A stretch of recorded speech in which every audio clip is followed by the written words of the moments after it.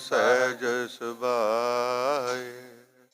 दर्शन परसिए गुरु के जन्म मरण दुख जाए। होवै सिफत समधि नूर अरसों कुरसों चटिया। डिठे सच्चे पातशाह माल जन्म जन्म दी कटिया। डिठे सच्चे पातशाह माल जन्म जन्म दी कटिया। सतनाम श्री वाहिगुरु साहिब जीओ। तनासरी बाणी भगतां की त्रिलोचन। अनेक पातक हरता त्रिभुवन नाथरी। तीरथ तीरथ परमता लह ना पाररी। कर्म कारक पाल मफीट सरी। अमृत ससिए तेन लक्ष्मी। कल्पतर शिखर सुनागर नदी ते नाथन। कर्म कर खार मफीट सरी। अनेक पातक हरता त्रिभुवन नाथरी। तीरथ तीरथ परमता लह ना पाररी। वाहिगुरु जी का खालसा वाहिगुरु जी की फतेह। पतित पावन किरपा निधान गरीब नवाज सतਿਗੁਰੂ ਸ੍ਰੀ ਗੁਰੂ ਗ੍ਰੰਥ ਸਾਹਿਬ ਜੀਆਂ ਦੀ ਪਾਵਨ ਪਵਿੱਤਰ ਹਜ਼ੂਰੀ ਦਾ ਆਨੰਦ ਮਾਣ ਰਹੀ ਗੁਰੂ ਕੀ ਸੰਗਤ। ਸਤਿਗੁਰਾਂ ਨੇ ਅੰਮ੍ਰਿਤ ਵੇਲੇ ਤੋਂ ਸਤ ਸੰਗਤ ਦੇ ਸੁਭਾਗੇ ਸਮੇਂ ਬਖਸ਼ਿਸ਼ ਕੀਤੇ। ਜੋ ਆਪ ਸੰਗਤਾਂ ਗੁਰੂ ਕੀ ਬਾਣੀ ਪੜ੍ਹ ਕੇ ਸਰਵਨ ਕਰਕੇ ਮਿਲਿਆ ਹੋਇਆ ਇਹ ਮਨੁੱਖਾ ਜਨਮ ਦਾ ਜੋ ਸਮਾਂ ਹੈ ਇਸ ਨੂੰ ਸਫਲਾ ਬਣਾਇਆ। ਇਸ ਵੇਲੇ ਆਪਾਂ ਗੁਰੂ ਪਾਤਸ਼ਾਹ ਦੀ ਲੜੀਵਾਰ ਜੋ ਗੁਰਬਾਣੀ ਹੈ ਇਸ ਦੀ ਕਥਾ ਵਿਚਾਰ ਸਰਵਨ ਕਰਨ ਵਾਸਤੇ ਗੁਰੂ ਦਰਬਾਰ ਦੇ ਵਿੱਚ ਇਕੱਤਰਤ ਹੋਏ ਹਾਂ। ਆਓ ਕੁਝ ਸਮੇਂ ਲਈ ਆਪਣੇ ਮਨ ਦਾ ਧਿਆਨ ਟਿਕਾਈਏ। ਭਾਵਨਾ ਦੇ ਨਾਲ ਸਤਿਗੁਰਾਂ ਦੇ ਅੰਮ੍ਰਿਤ ਬਚਨ ਸਰਵਨ ਕਰੀਏ। ਮਿਲ ਕੇ ਆਖੀਏ ਸਤਨਾਮ ਸ੍ਰੀ ਵਾਹਿਗੁਰੂ ਸਾਹਿਬ ਜੀ। ਸਤਨਾਮ ਸ੍ਰੀ ਵਾਹਿਗੁਰੂ ਸਾਹਿਬ ਜੀਓ। ਤਨਾਸਰੀ ਬਾਣੀ ਭਗਤਾਂ ਕੀ ਤਰਲੋਚਨ। ਤਨਾਸਰੀ ਰਾਗ ਦਾ ਨਾਮ ਹੈ। ਭਗਤ ਤਰਲੋਚਨ ਜੀਆਂ ਦਾ ਇਹ ਜੋ ਸ਼ਬਦ ਹੈ ਆਪਾਂ ਸਰਵਨ ਕਰ ਰਹੇ ਹਾਂ। ਸੋ ਇਹ ਸ਼ਬਦ ਵਿੱਚ ਕਈ ਤਰ੍ਹਾਂ ਦੀਆਂ ਉਦਾਹਰਨਾਂ ਨੇ, ਸਾਖੀਆਂ ਨੇ। ਇਸ ਕਰਕੇ ਇਸ ਸ਼ਬਦ ਦੀ ਆਪਾਂ ਇੱਕ ਇੱਕ ਪੌੜੀ ਜਿਹੜੀ ਹੈ ਉਹ ਸਰਵਨ ਕਰਕੇ ਲਾਹਾ ਪ੍ਰਾਪਤ ਕਰ ਰਹੇ ਹਾਂ। ਭਗਤ ਤਰਲੋਚਨ ਜੀਆਂ ਦਾ ਇਹ ਸ਼ਬਦ ਹੈ। 15 ਭਗਤਾਂ ਦੇ ਵਿੱਚੋਂ ਇਹ ਭਗਤ ਨੇ ਤਰਲੋਚਨ ਜੀ। ਸੋ ਧਨਾਸਰੀ ਰਾਗ ਦੇ ਅੰਦਰ ਇਹ ਸ਼ਬਦ 695 ਅੰਗ ਦੇ ਉੱਪਰ ਇਹ ਆਪਾਂ ਨੂੰ ਪ੍ਰਾਪਤ ਹੋ ਰਿਹਾ ਹੈ। ਬਖਸ਼ਿਸ਼ ਕਰਦੇ ਹਨ। ਅਨੇਕ ਪਾਤਕ ਹਰਤਾ ਤ੍ਰਿਭੁवन ਨਾਥਰੀ। ਤੀਰਥ ਤੀਰਥ ਭਰਮਤਾ ਲਹ ਨਾ ਪਾਰੀ। ਭਗਤ ਤਰਲੋਚਨ ਜੀ ਆਪਣੀ ਇਸਤਰੀ ਨੂੰ ਘਰਵਾਲੀ ਦੇ ਨਾਲ ਇਹ ਬਚਨ ਕਰ ਰਹੇ ਸਨ ਕਿ ਜਿਹੜੇ ਕਰਮਾਂ ਦੇ ਫਲ ਨੇ ਉਹ ਸਾਰਿਆਂ ਨੂੰ ਭੁਗਤਣੇ ਪੈਂਦੇ ਹਨ। ਉਸ ਵੇਲੇ ਘਰਵਾਲੀ ਨੇ ਆਖਿਆ, ਕਹਿਣ ਲੱਗੇ ਜੀ ਕਿਸੇ ਇੱਕ ਦਾ ਨਾਮ ਲੈ ਕੇ ਦੱਸੋ, ਕਿਸੇ ਵੱਡੇ ਵਿਅਕਤੀ ਦਾ ਜਿਹਨੇ ਇਹ ਕਰਮਾਂ ਦਾ ਫਲ ਭੋਗਿਆ ਹੈ। ਇਹ ਬਚਨ ਸੁਣ ਕੇ ਸਾਰਿਆਂ ਤੋਂ ਪਹਿਲਾਂ ਚੰਦਰਮਾ ਦੀ ਗੱਲ ਕੀਤੀ ਹੈ ਵੀ ਵੇਖ ਚੰਦਰਮਾ ਕਿੱਡਾ ਵੱਡਾ ਦੇਵਤਾ ਹੈ, ਦੁਨੀਆ ਵਿੱਚ ਰੌਸ਼ਨੀ ਕਰਦਾ ਪਰ ਆਪਣੇ ਕਰਮ ਦਾ ਫਲ ਭੋਗਦਾ ਪਿਆ। ਜਦੋਂ ਇਹ ਬਚਨ ਸਰਵਣ ਕੀਤਾ ਤੇ ਉਸ ਵੇਲੇ ਭਗਤ ਤਰਲੋਚਨ ਜੀਆਂ ਦੀ ਘਰਵਾਲੀ ਨੇ ਆਖਿਆ, ਭਗਤ ਜੀ ਹੋਰ ਵੀ ਕੋਈ ਹੈ ਚੰਦਰਮਾ ਤੋਂ ਬਿਨਾਂ? ਤੇ ਦੂਜਾ ਬਚਨ ਫਿਰ ਉਹਨਾਂ ਨੇ ਆਖਿਆ, ਕਹਿਣ ਲੱਗੇ ਅਰੁਣ ਨਾਮ ਦਾ ਇੱਕ ਵਿਅਕਤੀ ਹੈ, ਨਾਮ ਹੈ ਅਰੁਣ, ਅਤੇ ਸੂਰਜ ਦੇ ਰਥ ਨੂੰ ਚਲਾਉਂਦਾ ਹੈ। ਵੇਖ ਉਹਨੇ ਵੀ ਪਾਪ ਕਰਮ ਕੀਤਾ ਤੇ ਉਹ ਪਿੰਗਲਾ ਹੋ ਕੇ ਦੁਨੀਆ ਤੇ ਜਨਮਿਆ ਹੈ, ਪਰ ਉਹਦੇ ਪਿੰਗਲੇਪਨ ਨੂੰ ਕੋਈ ਦੂਰ ਨਹੀਂ ਕਰ ਸਕਿਆ। ਜਦੋਂ ਇਹ ਦੂਜੀ ਉਦਾਹਰਨ ਦਿੱਤੀ ਹੈ ਤੇ ਉਸ ਵੇਲੇ ਭਗਤ ਤਰਲੋਚਨ ਜੀਆਂ ਦੀ ਘਰਵਾਲੀ ਆਖਣ ਲੱਗੀ, ਭਗਤ ਜੀ ਕੋਈ ਹੋਰ ਵੀ ਕਿਸੇ ਦਾ ਕੋਈ ਐਸਾ ਪ੍ਰਸੰਗ ਹੈ, ਕੋਈ ਇਤਿਹਾਸ ਹੈ ਜਿਹਨੇ ਕਰਮਾਂ ਦਾ ਫਲ ਭੋਗਿਆ ਹੈ, ਕਿਰਪਾ ਕਰਕੇ ਦੱਸੋ। ਉਸ ਵੇਲੇ ਭਗਤ ਜੀ ਫਿਰ ਇੱਥੇ ਜੋ ਸ਼ਿਵ ਜੀ ਹੈ, ਜਿਸ ਨੂੰ ਮਹਾਦੇਵ ਆਖਿਆ ਜਾਂਦਾ ਹੈ, ਫਿਰ ਉਹਦੀ ਇੱਕ ਉਦਾਹਰਨ ਦੇਣ ਲੱਗੇ ਨੇ। ਕਹਿਣ ਲੱਗੇ ਅਨਕ ਪਾਤਕ ਹਰਤਾ। ਦੁਨੀਆ ਆਖਦੀ ਹੈ ਸ਼ਿਵ ਜੀ ਕਈ ਤਰ੍ਹਾਂ ਦੇ ਪਾਪ ਨਾਸ ਕਰ ਦਿੰਦਾ, ਕਈ ਤਰ੍ਹਾਂ ਦੇ ਪਾਪਾਂ ਨੂੰ ਮੇਟਣ ਦੀ ਸਮਰੱਥਾ ਰੱਖਦਾ ਹੈ। ਇੰਨਾ ਉਸ ਦਾ ਤਪ ਹੈ, ਇੰਨੀ ਉਸ ਦੀ ਬੰਦਗੀ ਹੈ, ਜਾਂ ਇੰਨੀ ਉਹਦੇ ਉੱਪਰ ਕਿਰਪਾ ਹੈ ਵੀ ਅਨੇਕ ਤਰ੍ਹਾਂ ਦੇ ਆਪਣੇ ਸ਼ਰਧਾਲੂਆਂ ਦੇ ਪਾਪਾਂ ਨੂੰ ਨਾਸ ਕਰ ਦਿੰਦਾ। ਅਨਕ ਪਾਤਕ ਹਰਤਾ, ਅਨੇਕ ਤਰ੍ਹਾਂ ਦੇ ਜਿਹੜੇ ਪਾਪ ਨੇ ਨਾਸ ਕਰਦਾ। ਤਿਰ ਭਵਨ ਨਾਥ ਰੀ, ਐ ਇਸਤਰੀ ਉਹ ਤਿੰਨਾਂ ਲੋਕਾਂ ਦਾ ਪਤੀ ਵੀ ਹੈ। ਮਾਤ ਲੋਕ, ਪਤਾਲ ਲੋਕ ਤੇ ਸਵਰਗ ਲੋਕ, ਇਹਨਾਂ ਤਿੰਨਾਂ ਲੋਕਾਂ ਵਿੱਚ ਉਹਦਾ ਹੁਕਮ ਚੱਲਦਾ। ਜਿਵੇਂ ਦੇਸ਼ ਦਾ ਪ੍ਰਧਾਨ ਮੰਤਰੀ ਹੈ ਨਾ, ਉਹਦਾ ਪੂਰਾ ਦੇਸ਼ ਦੇ ਉੱਪਰ ਹੁਕਮ ਚੱਲਦਾ।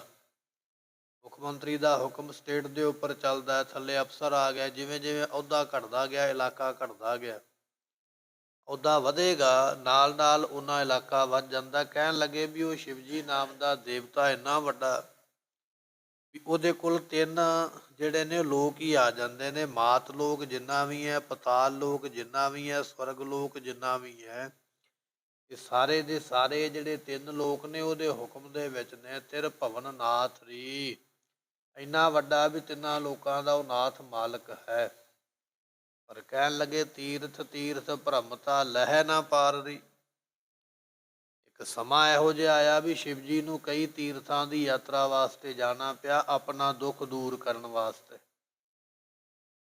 ਪਰ ਕਹਿਣ ਲੱਗੇ ਪਤਾ ਨਹੀਂ ਕਿੰਨੇ ਕੁ ਤੀਰਥਾਂ ਤੇ ਗਿਆ ਹੈ, ਨਾ ਇਸ ਗੱਲ ਦੀ ਕੋਈ ਗਿਣਤੀ ਨਹੀਂ ਕਰ ਸਕਦਾ, ਕੋਈ ਜਾਣ ਨਹੀਂ ਸਕਦਾ ਵੀ ਤੀਰਥ ਹੈ ਕਿੰਨੇ। ਕੋਈ ਇਹ ਨਹੀਂ ਦੱਸ ਸਕਦਾ ਵੀ ਉਹਨਾਂ ਕਿੰਨਿਆਂ ਤੀਰਥਾਂ ਵਿੱਚੋਂ ਕਿੰਨਿਆਂ ਤੇ ਸ਼ਿਵ ਜੀ ਗਿਆ। ਤੀਰਥ ਤੀਰਥ ਭ੍ਰਮਤਾ, ਤੀਰਥਾਂ ਦੇ ਉੱਪਰ ਭਰਮਦਾ ਫਿਰਦਾ, ਚੱਕਰ ਲਾਉਂਦਾ ਫਿਰਦਾ, ਗੇੜੇ ਕੱਢਦਾ ਪਿਆ, ਇੱਕ ਤੋਂ ਦੂਜਾ, ਦੂਜੇ ਤੋਂ ਤੀਜਾ, ਪਰ ਲਹਿ ਨਾ ਪਾਰ ਰੀ। ਇਹ ਭਗਤਨੀ ਉਸਨੇ ਤੀਰਥਾਂ ਦਾ ਅੰਤ ਨਹੀਂ ਪਾਇਆ। ਇੰਨੇ ਬੇਅੰਤ ਤੀਰਥ ਨੇ, ਪਰ ਕਾਰਨ ਕੀ ਹੈ ਉਹ ਦੱਸਦੇ ਹਨ। ਕਰਮ ਕਰ ਕਪਾਲ ਮਫੀਟ ਸਰੀ। ਬਚਨ ਆ ਗਿਆ, ਕਹਿਣ ਲੱਗੇ ਕੋਈ ਪਾਪ ਕਰਮ ਇਹੋ ਜਿਹਾ ਕੀਤਾ ਜੋ ਮੱਥੇ ਦੇ ਉੱਪਰ ਜੋ ਕਪਾਲੀ ਹੈ ਨਾ, ਕਪਾਲੀ ਕਹਿੰਦੇ ਖੋਪੜੀ ਨੂੰ, ਖੋਪੜੀ ਜਿਹੜੀ ਹੈ ਉਹ ਸ਼ਿਵ ਜੀ ਦੇ ਹੱਥ ਦੇ ਉੱਪਰ ਆ ਕੇ ਲੱਗ ਗਈ ਹੈ। ਕਰਮ ਇਹੋ ਜਿਹਾ ਕੀਤਾ ਹੈ, ਤਿੰਨਾਂ ਲੋਕਾਂ ਦਾ ਮਾਲਕ ਤੇ ਅਨੇਕ ਤਰ੍ਹਾਂ ਦੇ ਪਾਪ ਨਾਸ ਕਰਨ ਦੀ ਸਮਰੱਥਾ ਰੱਖਦਾ। ਇਸੇ ਤਰ੍ਹਾਂ ਇੰਨੀ ਸ਼ਕਤੀ ਪਾਵਰ ਹੋਣ ਦੇ ਬਾਵਜੂਦ ਵੀ ਆਪਣੇ ਹੱਥਾਂ ਦੇ ਨਾਲ ਇੱਕ ਕਪਾਲੀ ਲੱਗੀ ਹੈ, ਇੱਕ ਖੋਪੜੀ ਲੱਗੀ ਹੈ, ਉਹ ਖੋਪੜੀ ਨੂੰ ਆਪਣੇ ਹੱਥ ਨਾਲੋਂ ਉਤਾਰ ਨਹੀਂ ਸਕਿਆ। ਜਦੋਂ ਇਹ ਬਚਨ ਭਗਤਨੀ ਨੇ ਸੁਣਿਆ ਤੇ ਫਿਰ ਉਹਨਾਂ ਨੇ ਆਖਿਆ, ਭਗਤ ਦੀ ਘਰਵਾਲੀ ਇਸਤਰੀ ਕਹਿਣ ਲੱਗੀ, ਭਗਤ ਜੀ ਇਹ ਸਾਖੀ ਸੁਣਾਓ ਵੀ ਇਹ ਇਤਿਹਾਸ ਹੋਇਆ ਕਿਵੇਂ, ਕਪਾਲੀ ਲੱਗੀ ਕਿਵੇਂ, ਤਾਂ ਕਿ ਮੈਨੂੰ ਚੰਗੀ ਤਰ੍ਹਾਂ ਸਮਝ ਪੈ ਜਾਵੇ ਵੀ ਇਹਨੇ ਪਾਪ ਦਾ ਕਰਮ ਕਿਵੇਂ ਭੋਗਿਆ ਹੈ। ਜੇ ਭਗਤ ਜੀ ਫਿਰ ਉਸ ਵੇਲੇ ਕਹਿਣ ਲੱਗੇ, ਕਹਿੰਦੇ ਚਲੋ ਤੁਹਾਨੂੰ ਸਾਖੀ ਸੁਣਵਾ ਦਿੰਦੇ ਆ। ਭਗਤ ਤਰਲੋਚਨ ਜੀਆਂ ਨੇ ਸਾਖੀ ਆਰੰਭ ਕੀਤੀ ਹੈ ਵੀ ਇੱਕ ਵਾਰੀ ਨਾ ਬ੍ਰਹਮ ਲੋਕ ਦੇ ਵਿੱਚ ਸਾਰੇ ਦੇਵਤੇ ਇਕੱਠੇ ਹੋਏ, ਇੰਦਰ ਵਰਗੇ ਹੋਰ ਜਿੰਨੇ ਦੇਵਤੇ ਨੇ ਸਾਰੇ ਇਕੱਠੇ ਹੋਏ, ਤੇ ਉਸ ਵੇਲੇ ਬ੍ਰਹਮਾ ਜੀ ਨੂੰ ਬੇਨਤੀ ਕੀਤੀ, ਕਹਿਣ ਲੱਗੇ ਜੀ ਕਥਾ ਸੁਣਾਓ, ਵੇਦਾਂ ਸ਼ਾਸਤਰਾਂ ਦੀ ਕਥਾ ਸੁਣਾਓ। ਅਸੀਂ ਸਾਰੇ ਇਕੱਠੇ ਹੋ ਗਏ, ਚਲੋ ਸਮਾਂ ਸਫਲਾ ਕਰੀਏ। ਬ੍ਰਹਮਾ ਜੀ ਨੂੰ ਗਿਆਨੀ ਮੰਨਿਆ, ਵਿਦਵਾਨ ਮੰਨਿਆ, ਬ੍ਰਾਹਮਣ ਮੰਨਿਆ ਹੈ, ਬੜੇ ਵੱਡੇ ਵਿਦਵਾਨ ਨੇ ਜਿਨ੍ਹਾਂ ਨੇ 4 ਵੇਦ ਉਚਾਰੇ ਪਰਮਾਤਮਾ ਦੀ ਸਿਫਤ ਵਿੱਚ। ਦੇਵਤਿਆਂ ਦੀ ਬੇਨਤੀ ਮੰਨੀ ਹੈ। ਕਹਿਣ ਲੱਗੇ ਠੀਕ ਹੈ, ਅਸੀਂ ਤੁਹਾਨੂੰ ਕਥਾ ਸੁਣਾਉਂਦੇ ਹਾਂ। ਕਥਾ ਸੁਣਾਉਂਦਿਆਂ ਬਚਨ ਸੁਣਾਉਂਦਿਆਂ ਵਿੱਚ ਜ਼ਿਕਰ ਇਹ ਆ ਗਿਆ ਕਿ ਸਰੀਰ ਦੇ ਉੱਪਰ 16 ਸ਼ਿੰਗਾਰ ਹੁੰਦੇ ਨੇ। ਜੋ ਇਸਤਰੀ ਹੈ, ਪ੍ਰਮਾਤਮਾ ਦੇ ਵੱਲੋਂ ਉਹਦੇ ਤਨ ਦੇ ਉੱਪਰ 16 ਸ਼ਿੰਗਾਰ ਹੁੰਦਾ। ਤੇ ਦੇਵਤਿਆਂ ਨੇ ਸਵਾਲ ਕੀਤਾ, ਕਹਿਣ ਲੱਗਾ ਜੀ ਉਹ 16 ਸ਼ਿੰਗਾਰ ਕਿਹੜੇ ਨੇ, ਸਾਨੂੰ ਦੱਸ ਦਿਓ। ਵਿਦਵਾਨਾਂ ਨੇ ਲਿਖਿਆ, ਤ੍ਰੈ ਕਾਲੇ ਦੇ ਉਜਲੇ ਪਤਲੇ ਪੰਜ ਪ੍ਰਕਾਰ, ਚਾਰ ਪੁਸ਼ਟ ਦੋ ਕਠਨ ਹੈ, ਯਹ 16 ਸ਼ਿੰਗਾਰ। ਇਹ 16 ਸ਼ਿੰਗਾਰਾਂ ਦੀ ਗਿਣਤੀ ਹੈ। ਤ੍ਰੈ ਕਾਲੇ, ਸਰੀਰ ਦੇ 3 ਹਿੱਸੇ ਕਾਲੇ ਹੋਣੇ, ਇਹ ਸ਼ਿੰਗਾਰ ਹੈ। ਦੋਏ ਉਜਲੇ, 2 ਹਿੱਸੇ ਉਜਲ ਹੋਣੇ। ਪਤਲੇ 5 ਪ੍ਰਕਾਰ, ਫਿਰ 5 ਸਾਡੇ ਅੰਗ ਉਹ ਨੇ ਜਿਹੜੇ ਪਤਲੇ ਹੀ ਸੋਹਣੇ ਲੱਗਦੇ, ਮੋਟੇ ਨਹੀਂ ਸੋਹਣੇ ਲੱਗਦੇ। ਤੇ ਕਹਿਣ ਲੱਗੇ 4 ਕਠਨ, ਦੋਏ ਕਠਨ। ਅਗਲਾ ਬਚਨ ਆ ਗਿਆ, ਕਹਿਣ ਲੱਗੇ ਤ੍ਰੈ ਕਾਲੇ ਦੇ ਉਜਲੇ ਪਤਲੇ 5 ਪ੍ਰਕਾਰ। ਇਹਨਾਂ ਦੀ ਗਿਣਤੀ ਕਰਕੇ ਅੱਗੇ ਬਚਨ ਕਰਦੇ, ਕਹਿਣ ਲੱਗੇ ਵੀ ਹੋਰ ਵੀ ਜਿਹੜੇ ਸਰੀਰ ਦੇ ਅੰਗ ਨੇ, ਕੋਈ ਨਰਮ ਚੰਗਾ ਲੱਗਦਾ, ਕੋਈ ਮੋਟਾ ਚੰਗਾ ਲੱਗਦਾ। ਇਸ ਤਰ੍ਹਾਂ 16 ਸ਼ਿੰਗਾਰਾਂ ਦੀ, 16 ਸਰੀਰ ਦੇ ਅੰਗਾਂ ਦੀ ਬਣਤਰ ਬਾਰੇ ਉਹਨਾਂ ਨੇ ਕਥਾ ਦੇ ਵਿੱਚ ਸਮਝਾਉਂਦਿਆਂ ਹੋਇਆਂ ਬਚਨ ਕੀਤਾ। ਕਹਿਣ ਲੱਗੇ ਜਦੋਂ ਕਥਾ ਕਰਕੇ ਹਟੇ ਤੇ ਬ੍ਰਹਮਾ ਜੀ ਦੇ ਆਪਣੇ ਮਨ ਵਿੱਚ ਹੀ ਆ ਗਿਆ ਵੀ ਕੋਈ ਹੈ ਇਹੋ ਜਿਹਾ ਦੁਨੀਆ ਦੇ ਵਿੱਚ, ਸ੍ਰਿਸ਼ਟੀ ਦੇ ਵਿੱਚ ਕੋਈ ਇਹੋ ਜਿਹਾ ਹੈ ਜਿਹਦੇ ਵਿੱਚ ਇਹ 16 ਸ਼ਿੰਗਾਰ ਪੂਰੇ ਹੋਣ।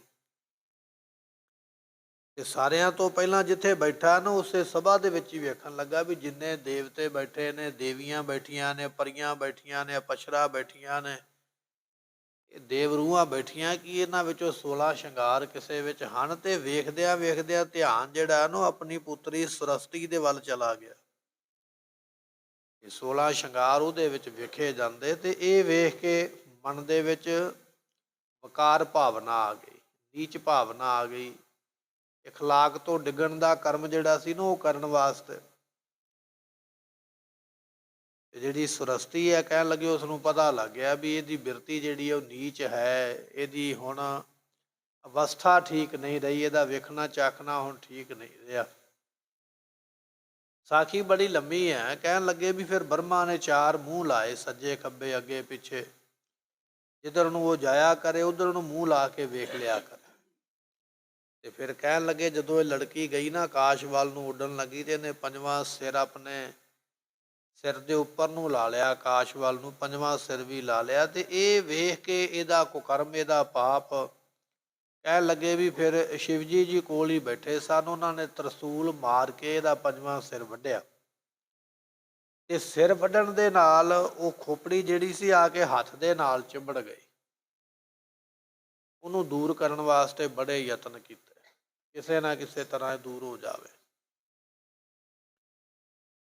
ਕਿਤਿਓਂ ਸਮਝ ਇਸ ਗੱਲ ਦੀ ਪੈ ਗਈ, ਕਿਸੇ ਤੀਰਥ ਯਾਤਰਾ ਕਰਦਿਆਂ ਕਿਸੇ ਧਾਰਮਿਕ ਸਥਾਨ ਤੇ ਜਾਵਾਂਗਾ ਤੇ ਉੱਥੋਂ ਇਹ ਮੇਰਾ ਪਾਪ, ਜਿਹੜੀ ਕਪਾਲੀ ਖੋਪੜੀ ਹੱਥ ਨਾਲ ਲੱਗੀ ਹੈ, ਉਤਰ ਜਾਏਗੀ। ਕਈ ਤੀਰਥਾਂ ਤੇ ਗਿਆ ਪਰ ਕਿਤਿਓਂ ਗੱਲ ਨਾ ਬਣੀ। ਗੁਰਮੁਖੋ ਚਲਦਿਆਂ ਜਿਹੜਾ ਕਪਾਲ ਮੋਚਨ ਨਾਮ ਦਾ ਤੀਰਥ ਹੈ ਨਾ, ਆਪਣੇ ਨੇੜੇ ਹੀ ਹੈ, ਜੁਗਾਦਰੀ ਤੋਂ ਥੋੜੀ ਦੂਰ ਤੇ ਆ ਕਪਾਲ ਮੋਚਨ। ਚਲਦਿਆਂ ਉਸ ਸਥਾਨ ਦੇ ਨੇੜੇ ਪਹੁੰਚਿਆ ਤੇ ਕਿਤੇ ਬੈਠਾ ਹੋਇਆ ਰਸਤੇ ਵਿੱਚ ਆਰਾਮ ਕਰਦਾ ਪਿਆ। ਤੇ ਕੀ ਵੇਖਦਾ ਵੀ ਇੱਥੇ ਇੱਕ ਬ੍ਰਾਹਮਣ ਦਾ ਘਰ ਹੈ, ਤੇ ਬ੍ਰਾਹਮਣ ਨੇ ਇੱਕ ਗਾਂ ਤੇ ਵੱਛਾ ਰੱਖਿਆ ਹੋਇਆ। ਤੇ ਬ੍ਰਾਹਮਣ ਦੇ ਮਨ ਵਿੱਚ ਵਿਚਾਰ ਇਹ ਬਣੀ ਵੀ ਇਹ ਵੱਛਾ ਹੁਣ ਵੱਡਾ ਹੋ ਗਿਆ, ਇਹਨੂੰ ਮੈਂ ਨਪੁੰਸਕ ਬਣਾ ਲਵਾਂ ਤੇ ਹਲ ਦੇ ਜੋੜਨ ਦੇ ਕੰਮ ਆਵੇਗਾ। ਜਦੋਂ ਬ੍ਰਾਹਮਣ ਨੇ ਕਿਸੇ ਨਾਲ ਸਲਾਹ ਕੀਤੀ ਨਾ, ਤੇ ਉਹਦੀਆਂ ਗੱਲਾਂ ਜਿਹੜੀਆਂ ਸਾਨੂੰ ਵੱਛੇ ਦੇ ਕੰਨ ਵਿੱਚ ਪਈਆਂ। ਸ਼ਾਸਤਰ ਦੇ ਵਿੱਚ ਇਹ ਬਚਨ ਲਿਖਿਆ ਹੋਇਆ, ਵੱਛੇ ਦੇ ਕੰਨ ਵਿੱਚ ਪਈ ਇਹ ਗੱਲ ਵੀ ਕੱਲ੍ਹ ਨੂੰ ਇਸਨੇ ਵਿਅਕਤੀ ਬੁਲਾ ਕੇ ਮੈਨੂੰ ਨਪੁੰਸਕ ਬਣਾਉਣਾ ਹੈ। ਉਹਨੇ ਆਪਣੀ ਮਾਂ ਨਾਲ ਜਾ ਕੇ ਆਪਣੀ ਮਾਂ ਜਿਹੜੀ ਗਾਂ ਹੈ ਉਹਦੇ ਨਾਲ ਸਲਾਹ ਕੀਤੀ ਵੀ ਸਵੇਰੇ ਇਸ ਪੰਡਤ ਨੇ ਮੇਰੇ ਨਾਲ, ਇਹ ਬ੍ਰਾਹਮਣ ਨੇ ਹਾਲ ਕਰਨਾ ਤੇ ਮੈਂ ਸਿੰਗ ਮਾਰ ਕੇ ਉਹਦਾ ਢਿੱਡ ਪਾੜ ਕੇ ਉਹਨੂੰ ਮਾਰ ਦੇਣਾ। ਜਦੋਂ ਵੱਛੇ ਨੇ ਇਹ ਆਪਣੀ ਸਲਾਹ ਦੱਸੀ ਤੇ ਉਸ ਵੇਲੇ ਗਾਂ ਨੇ ਆਖਿਆ, ਕਹਿਣ ਲੱਗੀ ਵੀ ਠੀਕ ਹੈ ਮਾਰ ਤੇ ਤੂੰ ਦੇਵੇਂਗਾ, ਪਰ ਉਹ ਬ੍ਰਾਹਮਣ ਹੈ, ਬ੍ਰਾਹਮਣ ਹੱਤਿਆ ਦਾ ਪਾਪ ਲੱਗੇਗਾ। ਉਹ ਵੱਛਾ ਕਹਿਣ ਲੱਗਾ ਕੋਈ ਨਹੀਂ, ਥੋੜ੍ਹੀ ਦੂਰ ਇੱਥੇ ਤੀਰਥ ਹੈ, ਉੱਥੋਂ ਪਾਪ ਜਿਹੜੇ ਧੋ ਜਾਂਦੇ ਨੇ, ਮੈਂ ਉੱਥੇ ਜਾ ਕੇ ਧੋ ਲਵਾਂਗਾ। ਇਹ ਸਾਰਾ ਬਚਨ ਜਿਹੜਾ ਸੀ ਨਾ ਸ਼ਿਵ ਜੀ ਸੁਣਦੇ ਰਹੇ। ਇਸੇ ਤਰ੍ਹਾਂ ਹੀ ਹੋਇਆ। ਗੁਰਮੁਖੋ ਅਗਲਾ ਦਿਨ ਚੜ੍ਹਿਆ, ਜਦੋਂ ਉਹ ਬ੍ਰਾਹਮਣ ਨੇੜੇ ਆਇਆ ਨਾ ਇਸ ਨੂੰ ਖੋਲ੍ਹਣ ਵਾਸਤੇ ਰਸਤੇ ਦੇ ਨਾਲੋਂ ਤੇ ਲੈ ਕੇ ਜਾਣ ਵਾਸਤੇ, ਨਪੁੰਸਕ ਬਣਾਉਣ ਵਾਸਤੇ, ਤੇ ਇਸ ਬੱਚੇ ਨੇ ਆਪਣਾ ਸਿੰਘ ਮਾਰ ਕੇ ਉਹਦਾ ਢਿੱਡ ਪਾੜ ਕੇ ਮਾਰ ਦਿੱਤਾ। ਆਪ ਫਿਰ ਉਸ ਸਥਾਨ ਤੇ ਚਲਾ ਗਿਆ ਜਿਸ ਨੂੰ ਆਪਾਂ ਕਪਾਲ ਮੋਚਨ ਆਖਦੇ ਆ। ਅੱਗੇ ਅੱਗੇ ਵੱਛਾ ਦੌੜਿਆ ਜਾਂਦਾ, ਪਿੱਛੇ ਪਿੱਛੇ ਭਗਵਾਨ ਸ਼ਿਵ ਤੁਰੇ ਜਾਂਦੇ। ਕੀ ਵੇਖਦੇ ਪਏ ਨੇ? ਉੱਥੇ ਇੱਕ ਪਾਣੀ ਦਾ ਤਲਾਬ ਹੈ। ਵੱਛਾ ਇੱਕ ਪਾਸਿਓਂ ਪਾਣੀ ਵਿੱਚ ਵੜਿਆ, ਦੂਜੇ ਪਾਸਿਓਂ ਨਿਕਲਿਆ। ਕਹਿਣ ਲੱਗੇ ਵੀ ਇਹਦਾ ਰੰਗ ਕਾਲੇ ਤੋਂ ਚਿੱਟਾ ਹੋ ਗਿਆ। ਇਹ ਵੇਖ ਕੇ ਉਹਨਾਂ ਨੂੰ ਤੀਰਥ ਦੀ ਮਹਿਮਾ ਦਾ ਪਤਾ ਲੱਗਾ ਵੀ ਇਹ ਤੀਰਥ ਤੇ ਕਈ ਪਾਪ ਨਾਸ਼ ਕਰਦਾ। ਫਿਰ ਆਪ ਵੀ ਉਹਦੇ ਵਿੱਚ ਹੀ ਚਲੇ ਗਏ ਇਸ਼ਨਾਨ ਕਰਨ ਵਾਸਤੇ। ਤੇ ਕਹਿਣ ਲੱਗੇ ਉਹ ਜਿਹੜੀ ਖੋਪੜੀ ਲੱਗੀ ਸੀ ਨਾ ਹੱਥ ਦੇ ਨਾਲ, ਉਹ ਖੋਪੜੀ ਤੇ ਲੈ ਗਈ ਉਸ ਤੀਰਥ ਦੀ ਯਾਤਰਾ ਕਰਕੇ ਜਾਂ ਇਸ਼ਨਾਨ ਕਰਕੇ। ਪਰ ਉਹ ਖੋਪੜੀ ਦਾ ਚਿੰਨ੍ਹ ਹੱਥ ਦੇ ਉੱਪਰ ਬਣ ਗਿਆ। ਜਿਵੇਂ ਆਪਣੇ ਸਰੀਰ ਤੇ ਜ਼ਖਮ ਹੋ ਜਾਵੇ ਨਾ, ਹੱਥ ਵੱਢਿਆ ਜਾਵੇ, ਕੋਈ ਸੱਟ ਲੱਗ ਜਾਵੇ, ਜ਼ਖਮ ਠੀਕ ਹੋ ਜਾਂਦਾ, ਮੁੜ ਕੇ ਨਿਸ਼ਾਨ ਰਹਿ ਜਾਂਦਾ। ਇਸੇ ਤਰ੍ਹਾਂ ਉਹ ਖੋਪੜੀ ਤੇ ਉਤਰ ਗਈ, ਪਰ ਖੋਪੜੀ ਦਾ ਨਿਸ਼ਾਨ ਉਸੇ ਤਰ੍ਹਾਂ ਹੱਥ ਤੇ ਬਣਿਆ ਰਿਹਾ। ਸੋ ਇਸ ਤਰ੍ਹਾਂ ਦੇ ਨਾਲ ਇਹ ਸਾਰਾ ਇਤਿਹਾਸ ਜਿਹੜਾ ਹੈ ਨਾ ਇੱਥੋਂ ਦਾ ਕਪਾਲ ਮੋਚਨ ਦਾ, ਜਗਾਧਰੀ ਤੋਂ ਕੋਈ 15-16 ਮੀਲ ਦੀ ਦੂਰੀ ਤੇ ਹੈ ਉਹ ਸਥਾਨ ਜਿੱਥੇ ਇਹ ਸਾਰੀ ਸਾਖੀ ਘਟਨਾ ਜਿਹੜੀ ਇਹ ਵਾਪਰੀ ਹੈ। ਪਰ ਕਹਿਣ ਲੱਗੇ ਵੇਖੋ ਇੰਨਾ ਵੱਡਾ ਦੇਵਤਾ ਹੈ। ਗੁਰਮੁਖੋ ਗੱਲ ਹੈ ਕਰਮਾਂ ਦੀ। ਇੰਨਾ ਵੱਡਾ ਦੇਵਤਾ ਵੀ ਦੂਜਿਆਂ ਨੂੰ ਮੂੰਹੋਂ ਮੰਗੇ ਵਰ ਦੇ ਸਕਦਾ। ਇੰਨਾ ਵੱਡਾ ਦੇਵਤਾ ਵੀ ਤਿੰਨਾਂ ਲੋਕਾਂ ਵਿੱਚ ਇਹਦਾ ਵਚਨ ਮੰਨਿਆ ਜਾਂਦਾ। ਪਰ ਇੰਨੀ ਤਾਕਤ ਹੋਣ ਦੇ ਬਾਵਜੂਦ ਵੀ ਜਿਹੜਾ ਕਰਮ ਕੀਤਾ ਨਾ, ਹੱਤਿਆ ਕੀਤੀ, ਸਿਰ ਵੱਢਿਆ, ਉਹ ਸਿਰ ਦਾ ਨਿਸ਼ਾਨ ਆਪਣੇ ਹੱਥ ਦੇ ਨਾਲੋਂ ਉਤਾਰ ਨਹੀਂ ਸਕਿਆ। ਭਗਤ ਤਰਲੋਚਨ ਜੀ ਕਹਿ ਰਹੇ ਗੁਰੂ ਗ੍ਰੰਥ ਸਾਹਿਬ ਦੀ ਬਾਣੀ ਵਿੱਚ, ਕਹਿਣ ਲੱਗੇ ਭਾਈ ਅਨਕ ਪਾਤਕ ਹਰਤਾ ਤਿਰ ਭਵਨ ਨਾਥ ਰੀ, ਅਨੇਕਾਂ ਪਾਪਾਂ ਨੂੰ ਨਾਸ਼ ਕਰਨ ਵਾਲਾ, ਤਿੰਨਾਂ ਭਵਨਾਂ ਦਾ ਨਾਥ ਕਹੀਏ ਮਾਲਕ, ਤੀਰਥ ਤੀਰਥ ਭ੍ਰਮਤਾ ਲਹਿ ਨਾ ਪਾਰ ਰੀ। ਕਈ ਤੀਰਥਾਂ ਦੀ ਯਾਤਰਾ ਦੇ ਉੱਪਰ ਗਿਆ, ਉਹਨਾਂ ਤੀਰਥਾਂ ਦਾ ਪਾਰਾਵਾਰ ਨਹੀਂ ਪਾ ਸਕਿਆ। ਕਰਮ ਕਰ ਕਪਾਲ ਮਫੀਟ ਸਰੀ। ਐ ਇਸਤਰੀ, ਉਹਨੇ ਕਰਮ ਹੀ ਇਹੋ ਜਿਹਾ ਕੀਤਾ ਵੀ ਉਹ ਕਪਾਲ ਜਿਹੜੀ ਖੋਪੜੀ ਹੈ ਨਾ ਹੱਥ ਦੇ ਨਾਲੋਂ ਉਤਾਰ ਨਹੀਂ ਸਕਿਆ। ਉਹਦਾ ਨਿਸ਼ਾਨ ਉਸੇ ਤਰ੍ਹਾਂ ਬਣਿਆ ਹੋਇਆ। ਇੰਨੇ ਵੱਡੇ ਦੇਵਤੇ ਨੂੰ ਵੀ ਆਪਣੇ ਕਰਮ ਦਾ ਫਲ ਭੋਗਣਾ ਪਿਆ। ਤੇ ਬੰਦਿਆ ਤੇਰੀ ਤੇ ਆਪ ਬੰਦਗੀ ਉਹਦੇ ਜਿੰਨੀ ਨਹੀਂ ਨਾ ਹੋ ਸਕਦੀ। ਇਸ ਨੂੰ ਆਖਿਆ ਜਾਂਦਾ ਹੈ ਮਹਾਦੇਵ ਕੋ ਕਹਿਤ ਸਦਾ ਸ਼ਿਵ। ਬਚਨ ਹੈ ਨਾ ਜਿਸ ਨੂੰ ਮਹਾਦੇਵ ਕਹਿੰਦੇ ਨੇ, ਜਿਸ ਨੂੰ ਸ਼ਿਵ ਕਹਿੰਦੇ ਨੇ, ਜਿਸ ਨੂੰ ਮੌਤ ਦਾ ਦੇਵਤਾ ਕਹਿੰਦੇ ਨੇ, ਜਿਹਦੀ ਉਮਰਾਂ ਸਭ ਤੋਂ ਜ਼ਿਆਦਾ ਲੰਮੀ ਹੈ, ਜਿਹੜਾ 88,000 ਸਾਲ ਦੀ ਇੱਕ ਚੌਂਕੜੀ ਲਾਉਂਦਾ। ਸਾਡੇ ਤੋਂ ਤੇ 5 ਮਿੰਟ ਬੈਠਣਾ ਬੜਾ ਔਖਾ, ਅੱਧਾ ਘੰਟਾ ਬੈਠਣਾ ਥੱਕ ਜਾਈਦਾ। 88,000 ਸਾਲ ਇੱਕੋ ਚੌਂਕੜੇ ਵਿੱਚ ਬੈਠਾ ਰਹਿੰਦਾ। ਐਡੀ ਲੰਮੀ ਚੌਂਕੜੀ ਲਾ ਕੇ ਬੈਠਣ ਵਾਲਾ ਅੱਖਾਂ ਬੰਦ ਕਰਕੇ। ਪਰ ਕਹਿਣ ਲੱਗੇ ਆਪਣੇ ਕਰਮ ਨੂੰ ਭੋਗੇ ਬਿਨਾ ਉਹਦਾ ਛੁਟਕਾਰਾ ਨਹੀਂ ਹੋਇਆ, ਕਰਮ ਭੋਗਣਾ ਪਿਆ ਹੈ।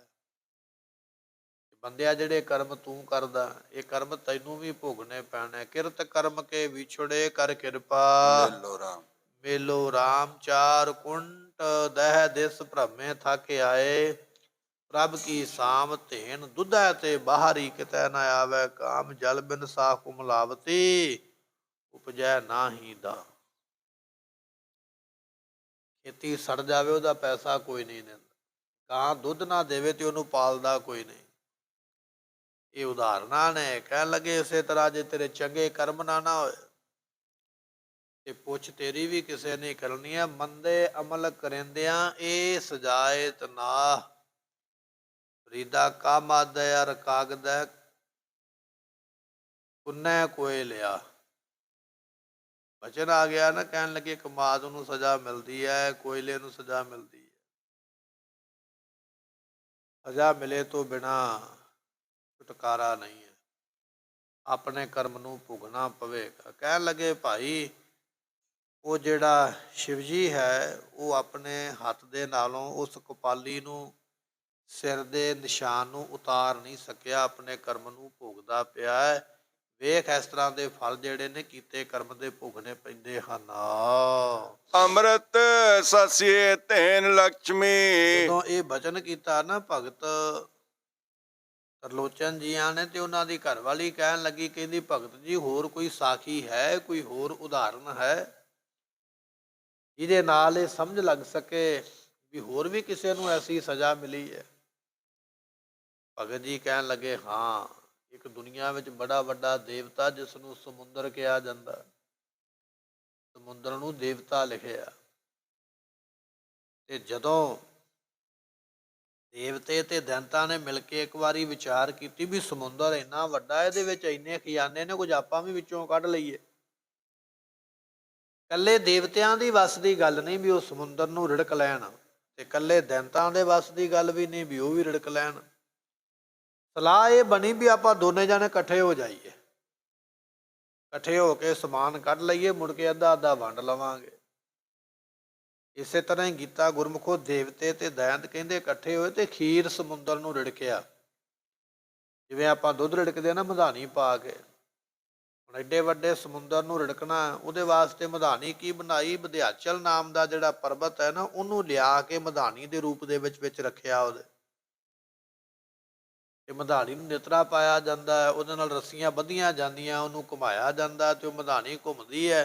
ਕਹਿਣ ਲੱਗੇ ਏਡਾ ਵੱਡਾ ਰੱਸਾ ਕਿੱਥੋਂ ਲੈ ਕੇ ਆਈਏ, ਇਹਨੂੰ ਘੁਮਾਉਣ ਵਾਸਤੇ ਸ਼ੇਸ਼ ਨਾਗ ਨੂੰ ਲਿਆ ਕੇ ਉਹਦਾ ਰੱਸਾ ਬਣਾ ਲਿਆ, ਸੱਪ ਦਾ ਹੀ ਰੱਸਾ ਬਣਾ ਲਿਆ। ਇੱਕ ਪਾਸੇ ਪੂਛ ਇੱਕ ਬੰਦਿਆਂ ਨੇ ਫੜ ਲਈ, ਸਿਰ ਇੱਕ ਪਾਸਿਓਂ ਫੜ ਲਿਆ, ਉਹਨੂੰ ਦੋਨੇ ਬੰਨੇ ਖਿੱਚਦੇ ਨੇ ਅੱਗੇ ਪਿੱਛੇ, ਤੇ ਵਿੱਚ ਪਰਬਤ ਜਿਹੜਾ ਹੈ ਉਹ ਇਸ ਤਰ੍ਹਾਂ ਘੁੰਮਦਾ ਹੈ, ਫਿਰਦਾ ਹੈ। ਉਹਦੇ ਵਿੱਚੋਂ ਫਿਰ ਰਤਨ ਨਿਕਲੇ, 14 ਰਤਨ ਜਿਹੜੇ ਨੇ ਉਹ ਸਮੁੰਦਰ ਵਿੱਚੋਂ ਨਿਕਲੇ। ਤੇ ਮਹਾਰਾਜ ਕਹਿਣ ਲੱਗੇ, ਭਾਈ ਉਹ ਜਿਹੜੇ 14 ਰਤਨ ਨਿਕਲੇ ਨਾ, ਉਹਨਾਂ ਦੇ ਬਾਬਤ ਆਪ ਜੀ ਨੂੰ ਬਚਨ ਬਖਸ਼ਿਸ਼ ਕਰਦੇ ਹਨ।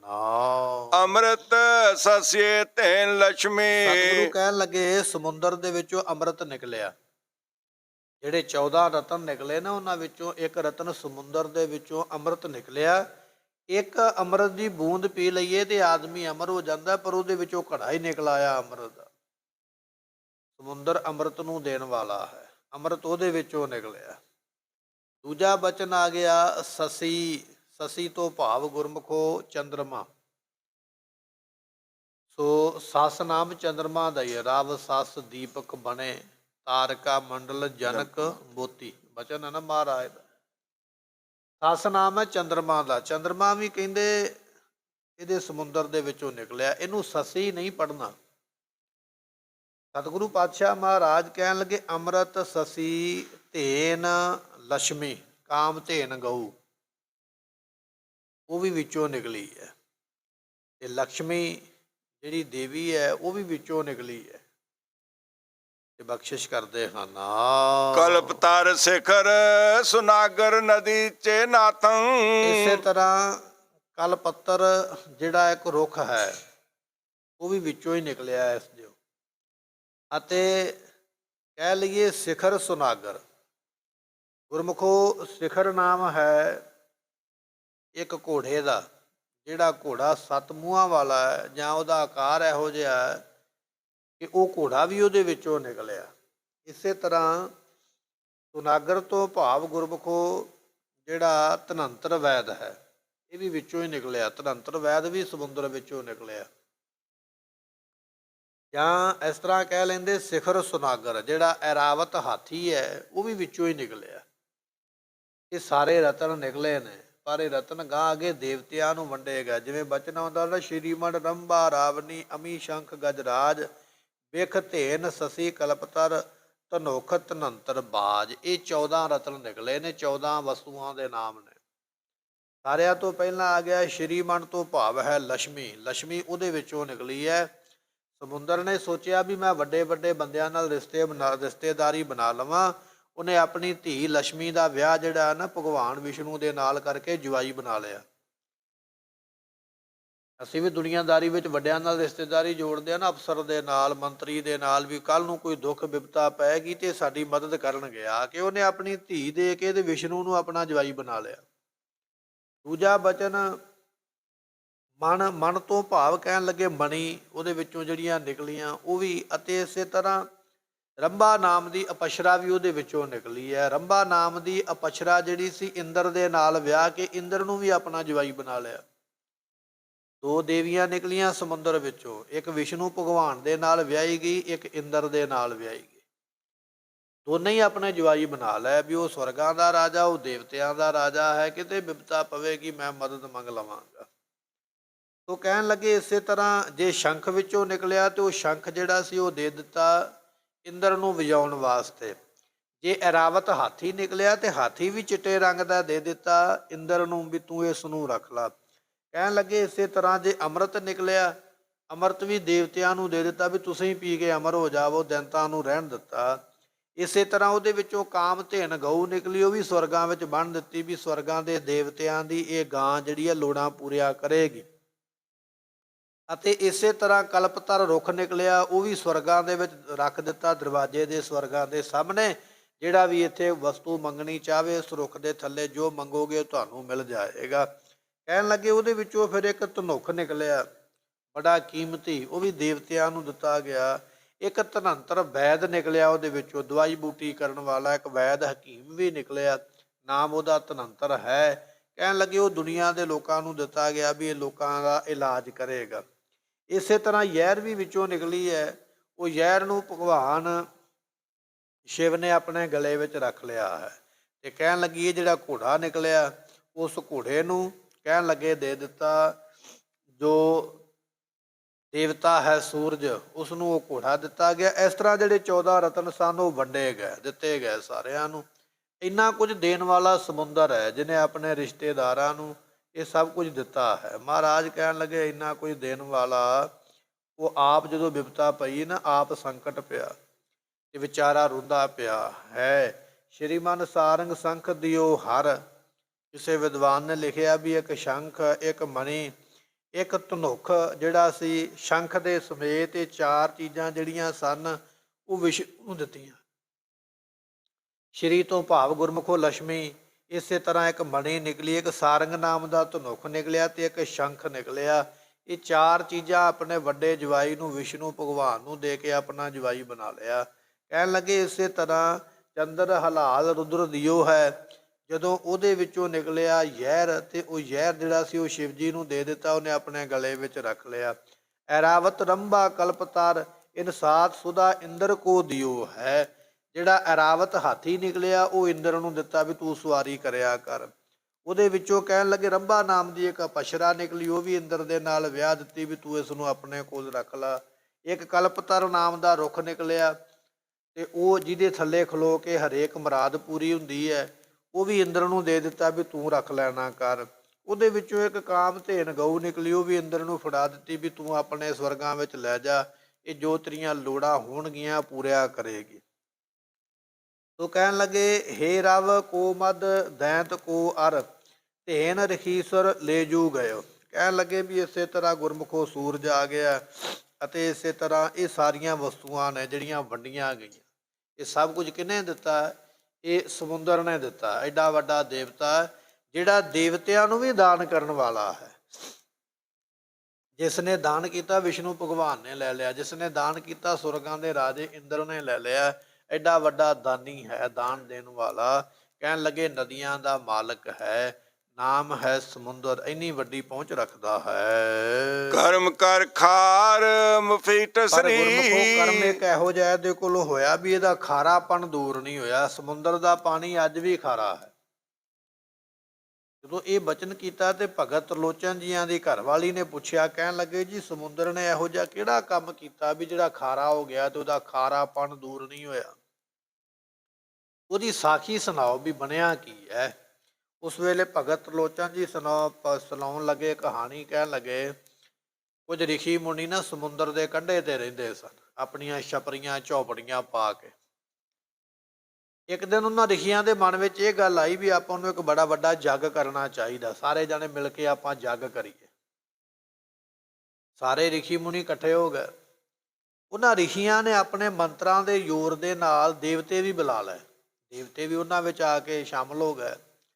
ਸਾਰਿਆਂ ਨੂੰ ਕੰਮ ਵੰਡੇ ਗਏ, ਤੂੰ ਇਹ ਕੰਮ ਕਰੇਂਗਾ, ਤੂੰ ਇਹ ਕੰਮ ਕਰੇਂਗਾ। ਤੇ ਸਮੁੰਦਰ ਨੂੰ ਵੀ ਬੁਲਾਇਆ ਉਹਨਾਂ ਦੇਵਤਿਆਂ ਦੇ ਵਿੱਚ। ਤੇ ਸਮੁੰਦਰ ਨੂੰ ਕਹਿਣ ਲੱਗੇ ਵੀ ਤੂੰ ਪਾਣੀ ਦਾ ਦੇਵਤਾ ਹੈ, ਤੂੰ ਨਾ ਜੱਗ ਦੇ ਵਿੱਚ ਪਾਣੀ ਭਰਨ ਦਾ ਕੰਮ ਤੇਰਾ ਹੈ, ਇਹ ਸੇਵਾ ਤੈਨੂੰ ਦਿੱਤੀ।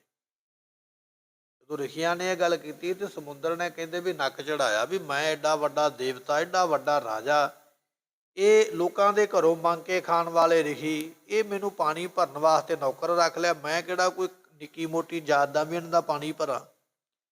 ਮੈਂ ਤੇ ਇੱਕ ਰਾਜਾ ਹਾਂ, ਸਮਰਾਟ ਹਾਂ, ਮੇਰਾ ਤੇ ਹੁਕਮ ਚੱਲਦਾ ਹੈ। ਐਡੇ ਵੱਡੇ ਬੰਦੇ ਨੂੰ ਪਾਣੀ ਭਰਨ ਦੀ ਡਿਊਟੀ, ਉਹ ਵੀ ਇਹਨਾਂ ਗਰੀਬਾਂ ਦਾ ਜਿਨ੍ਹਾਂ ਨੂੰ ਘਰ ਨਹੀਂ, ਬਾਹਰ ਨਹੀਂ, ਖਾਣ ਪੀਣ ਨੂੰ ਕੁਝ ਨਹੀਂ ਹੈ। ਇਹ ਆਖਦੇ ਵੀ ਮੈਂ ਇਹਨਾਂ ਦਾ ਪਾਣੀ ਭਰਾਂ, ਮੈਂ ਤੇ ਬਿਲਕੁਲ ਨਹੀਂ ਭਰਾਂਗਾ। ਚਲਾ ਗਿਆ। ਕਹਿਣ ਲੱਗੇ, ਮਨ ਵਿੱਚ ਵਿਚਾਰ ਇਹ ਆਈ ਕਿ ਇਹ ਸਾਰੇ ਗੱਲਾਂ ਬਾਤਾਂ ਹੀ ਕਰਨ ਜੋਗੇ ਨੇ, ਜਾਂ ਇਹਨਾਂ ਵਿੱਚ ਕੋਈ ਮੰਤਰ, ਕੋਈ ਤਾਕਤ ਹੈ ਵੀ, ਇਹਨਾਂ ਵਿੱਚੋਂ ਕੋਈ ਜਪੀ ਤਪੀ ਵੀ ਹੈ ਕਿ ਸਾਰੇ ਗੱਲਾਂ ਵਾਲੇ ਹੀ ਨੇ। ਇਹ ਗੱਲ ਸੋਚ ਕੇ ਨਾ, ਜਿੱਥੇ ਉਹ ਰਿਸ਼ੀ ਬੈਠੇ ਸਨ ਸਮੁੰਦਰ ਦੇ ਕਿਨਾਰੇ, ਸਮੱਗਰੀ ਇਕੱਠੀ ਕਰਦੇ ਪਏ ਸਨ ਜੱਗ ਕਰਨ ਵਾਸਤੇ। ਰਾਤ ਨੂੰ ਸਮੁੰਦਰ ਨੂੰ ਸ਼ਰਾਰਤ ਸੁੱਝੀ, ਆਪਣੇ ਪਾਣੀ ਨੂੰ ਇੰਨਾ ਵਧਾਇਆ ਕਿ ਜਿੰਨੇ ਕੰਢੇ ਤੇ ਬੈਠੇ ਸਨ ਸਾਰੇ ਰੋੜ ਕੇ ਲੈ ਗਿਆ। ਨਾ ਤੰਬੂ ਰਹਿ ਗਿਆ, ਨਾ ਝੌਂਪੜੀ ਰਹਿ ਗਈ, ਨਾ ਉੱਥੇ ਕੋਈ ਰਿਸ਼ੀ ਰਹਿ ਗਿਆ। ਕਈ ਵਿਚਾਰੇ ਰਿਸ਼ੀ ਡੁੱਬ ਕੇ ਮਰ ਗਏ, ਕਈਆਂ ਨੂੰ ਗੋਤੇ ਆਏ, ਕਈ ਜ਼ਖਮੀ ਹੋ ਗਏ।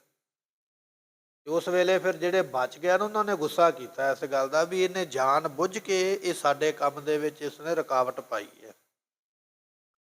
ਕਈ ਰਿਸ਼ੀ ਮਹਾਤਮਾ ਕਹਿਣ ਲੱਗੇ ਵੀ ਸਮੁੰਦਰ ਨੂੰ ਸਜ਼ਾ ਦੇਣੀ ਚਾਹੀਦੀ ਹੈ, ਵੀ ਇਹਨੇ ਜਾਣ ਬੁੱਝ ਕੇ ਇਹ ਕੰਮ ਕੀਤਾ।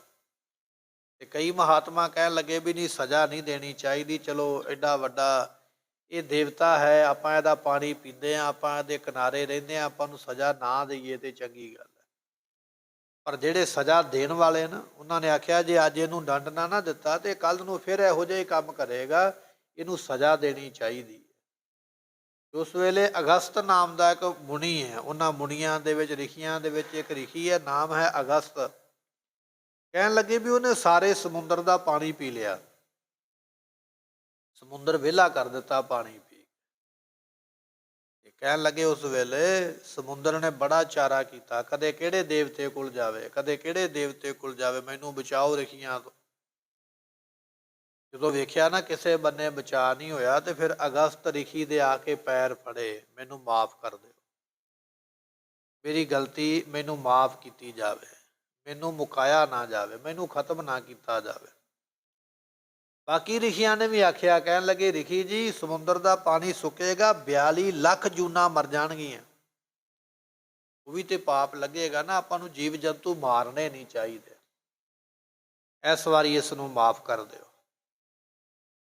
ਜਦੋਂ ਸਾਰਿਆਂ ਨੇ ਬੇਨਤੀ ਕੀਤੀ ਤੇ ਕਹਿਣ ਲੱਗੇ, ਫਿਰ ਅਗਸਤ ਜੀਆਂ ਨੇ ਉਹ ਜਿਹੜਾ ਸਮੁੰਦਰ ਦਾ ਪਾਣੀ ਪੀਤਾ ਸੀ ਨਾ 2.5 ਚੁਲੀਆਂ ਦੇ ਵਿੱਚ, ਉਹ ਸਾਰਾ ਪਾਣੀ ਬਾਹਰ ਕੱਢ ਦਿੱਤਾ ਬਾਥਰੂਮ ਦੇ ਰਾਹੀਂ।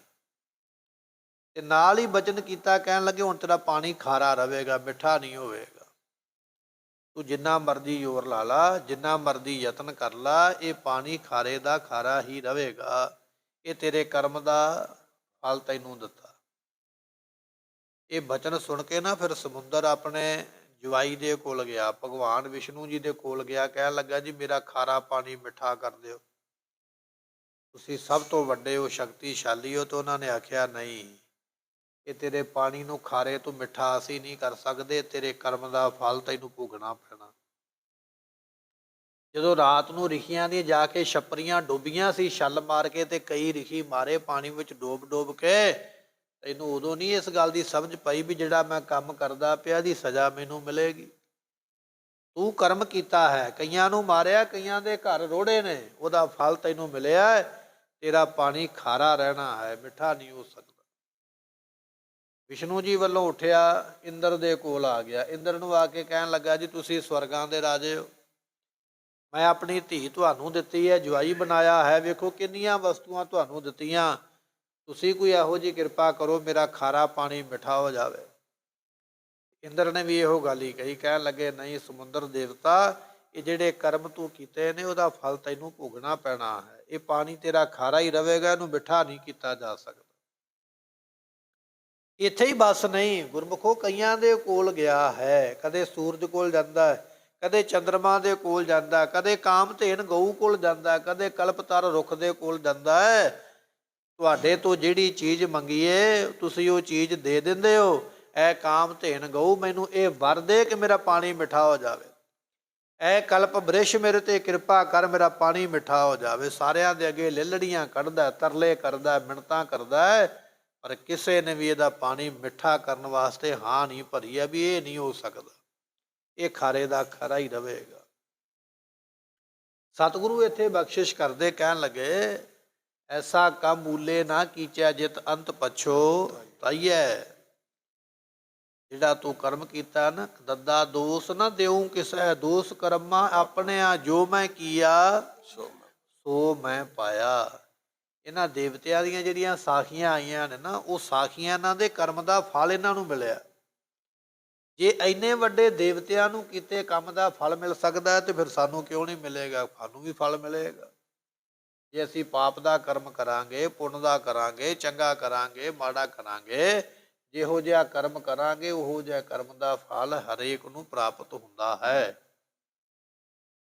ਤਾਂ ਮਹਾਰਾਜ ਨੇ ਆਖਿਆ, ਪਾਪ ਕਰਮ ਕਰਨ ਤੋਂ ਨਰ ਅਚੇਤ ਪਾਪ ਤੇ ਡਰ ਰੇ। ਬੰਦਿਆ ਅਚੇਤ ਹੋ ਕੇ, ਬੇਫਿਕਰ ਹੋ ਕੇ, ਬੇਸਮਝ ਹੋ ਕੇ ਪਾਪ ਨਾ ਕਰ, ਡਰ।